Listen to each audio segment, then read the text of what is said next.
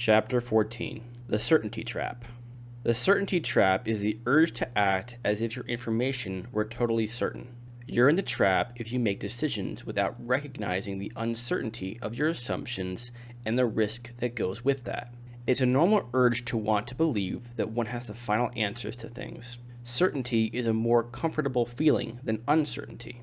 Unfortunately, a feeling of absolute certainty is usually unrealistic. At any given time, you have at your disposal only a small fraction of the information you would need to make a decision with complete foresight. When you buy a house, you have no way of being sure the government won't condemn it next year to make way for a new road. When you plan a marketing campaign, you have no assurance that your market surveys accurately reflect all the conditions that will affect your success. You can never know for sure the thoughts, plans, or motivations of other people. Uncertainty isn't a curse. You can still act. You can still make decisions. You use the best information and reasoning you can muster. The important thing is to recognize the limits of the information you're using. There are variables you can't possibly predict. There's knowledge that's less than certain, and there's ever-present possibility that you haven't drawn the best conclusions from what you've seen. None of these things need stop you from acting, but they must be recognized. They constitute the risk involved in what you do, and for every risk, there's a liability, a price you will have to pay if things don't go the way you want them to. You are in the certainty trap when you ignore that risk. In everything you do, there is always a risk. Sometimes the risk is negligible. Often the liability that goes with it is minor, but it exists and must be accepted in order to know what you're doing. Otherwise, you might walk overconfidently into a situation where your loss could be overwhelming. Loss of freedom. The individual who ignores these risks can lose his freedom in three important ways. 1. He's likely to take risks that would be unacceptable if he were to recognize them, and by acting rashly, he can get himself into boxes that restrict his freedom. 2. When things don't go his way, his previous certainty can turn quickly to despair and depression. After all, he was so sure. Now that he is discouraged, his emotions can tempt him to run from his bad consequences into a worse situation. In other words, he's fallen into the emotional trap. 3. By accepting opinions as absolute fact, he can allow his freedom to be restricted by information that may not be true. Let's explore this trap in more detail. Uncertainty. The desire for certainty can cause you to try to have an explanation for everything that happens. Many things that happen seem to defy explanation, at least at the time they happen. If so, accept that. If you think you have to have an explanation, you can devote a great deal of time and attention to finding the answer to something that may not be that important. Or worse yet, you could be tempted to accept a rash explanation that isn't true, and which could cause you to act foolishly in a later situation. For example, a man says, "I was fired from my job because the boss doesn't like Jews, so I'll never work for a Gentile again." Or a woman says, "I was out dancing when my mother had a heart attack. So long as she lives, I will never go dancing again." Or, "The communists wanted that legislation and it passed, so there must be a conspiracy that I must devote my life to exposing." Or, "That no-talent actress became a star. She must have slept with the producers, so I have to choose between being promiscuous or not acting." The same thing can apply to more mystical matters. For example, "I dreamt of that accident before it happened, therefore I can predict the future." Or in reverse, "I can't explain the feelings I have, so it must be proof that I've lived a former life." Or, "I can't explain how the universe was created, so there must be a God." There is nothing shameful in acknowledging that you don't have the answers to every question about life. Just accept the fact that you know only a fraction of what's going on in the world. You don't have to attach explanations in terms of special revelations of God's will, a glimpse at the supernatural, evidence of a conspiracy, or anything else. I was pleased to read a newspaper interview that demonstrated a calm, reasonable approach to a very controversial subject. Perhaps you remember the best-selling book, The Search for Bridley Murphy. In it, a hypnotist told how his patient recalled a previous life as Bridley Murphy in Ireland from 1798 to 1864. For many people, the story was absolute proof of reincarnation. Others scoffed that it was fraudulent or inaccurate. Virginia, called Ruth Simmons in the book, was the patient who had this strange experience. You would suppose that she would be the most certain of what it meant. However, she treats the experience as something very unusual, but not necessarily proof of anything. In the newspaper interview in 1971, she said, "I accepted the hypnotic experience as only that, an experience. I know that something happened, something unusual that was completely honest. I've kept my mind open on anything beyond that. I thought all kinds of things might explain what had happened, perhaps a genetic memory or something I had read or something someone had told me, but I have never found a satisfactory explanation. Certainly I still have doubts. I have come to accept the fact that it is possible that reincarnation was not impossible, but I would never sit here and tell anyone that I am the reincarnation of Bridley Murphy. I see this as a very reasonable reaction to an amazing experience. Unusually reasonable coming from the person who experienced it. You don't need an explanation for everything. Recognize that there are such things as miracles, events for which there are no ready explanations. Later knowledge may explain those events quite easily, but at this date in history, you can't expect to know everything that might be known eventually." The quality of information. It's easy to forget that what we accept as certain knowledge from others is subject to the human limitations of perception and logic. No one can be expected to know everything, foresee everything with unfailing accuracy, and to interpret what he sees with perfect judgment. And yet, it's easy to accept verbatim the information that's handed to us. To do so, however, is to fall into the certainty trap. Scientific books usually represent the best judgment of their authors, but what they see can easily be superseded later. Holy books claim to reveal God's word, but they too were written by fallible human beings expressing what they believed to be true. How to Do It books tell what the authors believe are the techniques that worked for them, but they may be misinterpreting the causes of their success, and their techniques may not produce the same effects when you use them. Any book might contain useful ideas, suggestions, or alternatives. They can be sources of inspiration to help stimulate your search for answers, but to accept any of them as absolute, final answers to the problems and mysteries of life is to walk into the certainty trap. The experts. In the same way, it's easy to over-respect the judgment of someone who appears to have mastered a given field. These are the experts, the individuals who apparently have access to information that's outside your sphere of experience. They can range from your successful brother-in-law, who has a hot stock market tip, to the respected PhD who heads a vast research foundation.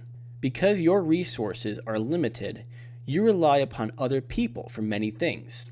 That's the specialization of labor. You acquire products built by other people, and you pay for them by producing things in your own field of competence. Information is one of the things you acquire from others. But just as you may have once bought a car that turned out to be a lemon, you can also acquire information that goes sour. Information providers can make mistakes too. There may be many people who know much more than you do about some things, but it's wise to exercise some caution when acting upon the information you get from them. For example, a person who's been through years of medical school probably knows a great deal more than you about the workings of your body. But don't be surprised if another doctor disagrees with his diagnosis. Years of schooling and experience can't provide either of them with infallibility. After all, you are probably a specialist at something. Are you always right? There are plenty of day-to-day events that can get in the way of your being totally objective and impartial. Why shouldn't you expect the same limitations to apply to other specialists? Experts are human beings. They are fallible. An expert's research and judgment can be sidetracked by telephone calls, inter-office politics, emotional problems, political objectives, hopes for promotion, and vested interests in previously stated opinions. There's nothing shameful about that. It's normal and to be expected. Sometimes truth and objectivity surmount all those obstacles, but you can't know when and where they have. So it's best to accept all judgments with reservations. Too often, what everybody knows may have been originally the outburst of a man who ran out of research time, or one who was bothered by a liver ailment, or it may have been a satirical comment that was intended as a joke. There was a time, when everyone knew the earth was flat and the sun revolved around it. Now, everyone knows better, but what we think we know today may be superseded by even more realistic findings tomorrow. There is no source you can look to for the final truth and final answers to everything, or even anything. You won't find them in the nation's capital, the churches, the courts, the universities, or among the insiders. What you hear from these sources are simply statements of opinion by human beings. If you accept them as such, you will be aware of the risks you take when you act on information, and you'll be less likely to jump into trouble you can't handle. The trap. The essence of the certainty trap is to disregard risks by overestimating the certainty of the information upon which you base your decisions. Taking risks is an inherent part of life. It's only dangerous when you act as though you're not taking a risk. Risks are forms of prices. You gamble with time when you choose to take a risk instead of taking the time to be sure of what you're doing. If you win, you will have saved time. If you lose, you will probably spend more time paying off the loss than you would have had to spend checking things out in advance. There's nothing wrong with taking a risk. The danger occurs when you don't recognize that you're taking one. You are in the certainty trap if you base your life on what someone has told you is the way to live, or on what someone has told you that God has commanded, or any time you think that a course of action will produce absolutely certain results. You're in the trap if you let your stockbroker's confidence induce you to withdraw all your savings and bet them on one stock. Or if you reorient your way of life because of a new medical discovery published in the newspaper. Or when you allow a flash of inspiration to convince you that you had the final answer to something and let it cause you to take an unreasonable risk. It is just as foolish to expect someone else to act on the basis of your knowledge. When you have decided you are sure enough of something to act upon it, it doesn't make sense to expect someone else to act with the same assurance. That's a variation of the identity trap, expecting others to act as you would, using the same knowledge and premises you use. Avoiding the trap. Here are some suggestions that may help you avoid the certainty trap. 1. Popularity isn't proof. What everyone knows has been so obviously wrong so many times that I don't need to fill this book with evidence of it. All of your friends are about to embark upon a dangerous adventure and they scoff at your caution. That isn't a reason for you to go against your own judgment. If everyone in your church or neighborhood is sure he knows exactly who and what God is, how to reach him, and what his rules for human behavior are, that isn't evidence of anything, except evidence that a lot of people say they hold that opinion. Or if everyone you know is buying real estate in a new development that's sure to skyrocket in price, that's not proof of anything. The crowd is wrong at least as often as it's right. Remember, everyone knew the nation was solvent in 1928. 2. Be skeptical about new information. Be open to new possibilities, but accept them as possibilities, not as final truth. Be alert to new alternatives and new explanations of things important to you, but don't lose sight of the fact that what you hear and discover may not be correct. 3. Don't expect to have an explanation for everything. You may come across a cause and effect relationship that seems to work for you. You do something and it seems to produce the result you want. Good. Use it. Take advantage of it. But never lose sight of the possibility that the system may not be exactly as you see it now. In other words, don't bet your life on it. Don't let your guard down and plunge into situations where the risks are too great. Realize that in another situation, other factors may cause the system to work in a different way. By overlooking that, you might lose in one mistake all you've gained by using the system in the past. If you find that prayer brings the results you want, good. But don't place yourself in a situation where prayer is the only defense you have against trouble. It may not always work for you in the same way. If you discover a gambling system that seems to make money for you, use it, but consider banking your profits as you go, just in case the miracle suddenly evaporates. 4. Recognize that you're seeing only part of what's involved. You can't see everything. You just don't have the time and opportunity to check out everything. So accept the existence of other possibilities that may not be apparent at this moment. Act on what you see, but with due respect for the existence of other things you can't see. 5. Recognize the risks and liabilities. And that's the most important point. There are always risks, and risks mean liabilities. Prices to be paid if things don't go as you want them to. When you recognize them, you can handle things in ways that make your losses less frequent and less critical. The individual who plows ahead unswervingly because he knows he's right is usually wrong. And when he runs headlong into the brick wall he was so sure wouldn't be there, his losses are greater than those of the person who is more cautious. Reactions. When you are aware of risks, you can relax and accept the world. You lose the sense of pressure that commands you to have an answer for everything. Consequently, you are less likely to react emotionally if things go wrong. For example, whenever you cross a busy street, you're taking a risk, even if only a slight one. Anything might happen. You could fail to see a car coming, even if you make it a point to look. You could be hit by an object dropped or thrown from a nearby building. You could trip on a bump, turn your ankle, and be unable to get out of the path of oncoming cars. Some things don't happen often, but their rarity combined with an overconfident air can cause people to react badly in various ways when they do happen. One person will direct all his attention to blaming the villain who caused the accident. Another will be sure it was God's will, punishing him for his sins.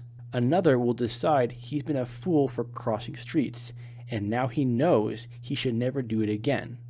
A vow he will probably keep until his leg heals and he needs to cross the street again. I think a reasonable person would most likely react by recognizing that he takes risks all the time and that one of them has gone against him. Maybe the truck driver shouldn't have driven so fast, or the city should have fixed the bump, but he's always known that such things were possible and outside of his control, so he automatically assumed a risk when he crossed the street. His only concern now is to pay the price, repair his damages as quickly as possible, and get on to better things. He won't waste his time blaming people, fearing God's wrath, or making foolish resolutions. He knows that what happened is part of being alive. The overconfident person approaches things as if he were acting with absolute certainty. But because he's being unrealistic, he wastes his resources by taking foolish risks. He throws away his freedom by rashly jumping into boxes. He often follows a code of conduct that is inappropriate for his nature because he is so sure he received some absolute word on the subject. When he runs into trouble, it's such a contradiction to his attitude that it usually causes emotional problems. He often reacts to his disaster by leaping to conclusions opposite to what he held before. Either he was all wrong before, but absolutely right now, or he declares that the world is malevolent or incoherent. Meanwhile, the reasonable person recognizes the gamble in everything he does. He is quite willing to take risks, but only when he's prepared to pay the liability if the risk goes against him. Mistakes, disappointments, and losses don't sidetrack him. He keeps moving forward towards the things he wants. He refuses to act rashly upon assumptions, no matter how certain others may be that the assumptions are correct. Accepting things as they are. When you accept the presence of uncertainty, you can usually relax and enjoy life more. You don't feel that you have to have a final answer for everything. You accept what you know and act upon it, without expecting to know everything else, past, present, or future. For example, there's nothing wrong with being in love with someone. There's nothing wrong with enjoying that and making the most of it. What's wrong is to assume that you know at this minute everything you need to know to decide to commit the rest of your life to such a relationship. For another example, if your income suddenly goes up, there's no sensible reason not to enjoy your new wealth. But it would be foolish to assume that you know that the income level will continue permanently, and thereby commit yourself to future expenditures that depend upon that income. If you have found an eager market for your product or service, don't let that convince you that everyone will want that service, for that might lead you to make investments in your business that are based upon unrealistic projections. Don't let uncertainty prevent you from enjoying what you have, but don't let overconfidence lead you to act upon what you don't have yet. The final authority. Many people go through life with the feeling that what they think and know are sort of summations of what they've absorbed from those who really know things. This attitude is encouraged, of course, by those who are supposed to be the ones who really know. Moral authorities, experts, people who are older and wiser, people who are on the inside. They speak with convincing authority, but they too act and speak from incomplete information, just as we all do. No one can hope to have all the information necessary to speak with absolute final authority. To expect that is to fall into the certainty trap. The experts don't know everything, or even everything about anything. And one thing they know very little about is you. The people who tell you how to live have very little knowledge of who you are and what you're capable of doing. But you can know those things, if not totally, then far better than anyone else can. This is why you have to filter information before taking it into your system of doing things. You have to judge how sensibly the information fits with the way you see the world, how the action suggested fits within your nature and capabilities, how happy you might be if you lived the way suggested. It's easy to think there has to be an authority outside yourself to judge what is true or false, what is correct and incorrect, what will work and what won't. But there isn't. Even if you'd like to delegate that responsibility to someone else, you can't. You still have to decide who will be the judge, and sometime in the future, you may change that decision. So you are the one deciding, even when you try not to decide. It's important to recognize that you are the final authority, whether or not you choose to be, whether or not you have the confidence to assume the role. The role is yours regardless. You are the sovereign authority for your life. You are the ruler who makes the decisions regarding how you will act and what information you will accept. You do it anyway, but if you recognize that you do it, you can gain much greater control over your future. Once you know that the responsibility begins and ends with you, you start treating information more carefully. You act more deliberately, and you get results that more directly bring you what you need to be happy. You live in a world of your own, bounded by your own knowledge and experience. It's a wonderful world, full of the power to do things to bring freedom and happiness. Recognize your sovereign authority.